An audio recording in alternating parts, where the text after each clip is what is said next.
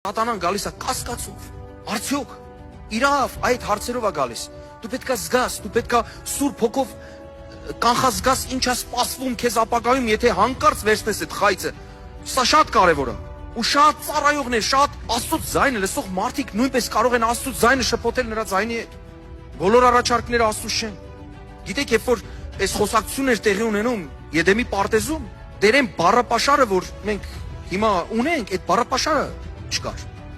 ոչ պատերազմ բառ կար, երևի Ադամը Եվան չէին էլ հասկանա ինչի մասին կլներ խոսք, եթե ասեր հիվանդություն, դա ինչ է,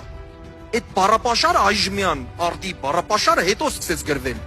հասկանում եք, գրվեց ինձ թվում է առաջի վատ բառը, որ տեղի ունեցավ, դա վայներ, օյներ, չգիտեմ, դες ինչ որ մի ձայնարկություն էր, երբ որ տեղի ունեցավ, փլուզվեց, աստվածային ծրագիրը,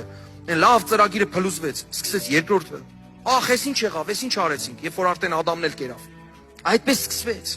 համաձայն եք թե չէ, որ շատ անգամ մեր հետ էլ է այդպես տեղի ունենում, Սատանան չի փոխվել, սիրելիներ, նա նույնն է, գրված է Հովհաննես 10:10-ի մեջ, գողը գալիս է ինչ անելու, ինչ պիտի անի գողը, գողանա, սպանի, կորցնի, ամենասարսափելին հենց այդ կորուստն է, գողանում է քո խաղաղությունը, գողանում է քո հանդարտ վիճակը, մեկ էլ սկսում է բաներ անել, ու հետո արդեն կսպանի, բառից բուն իմաստով չէ միայն,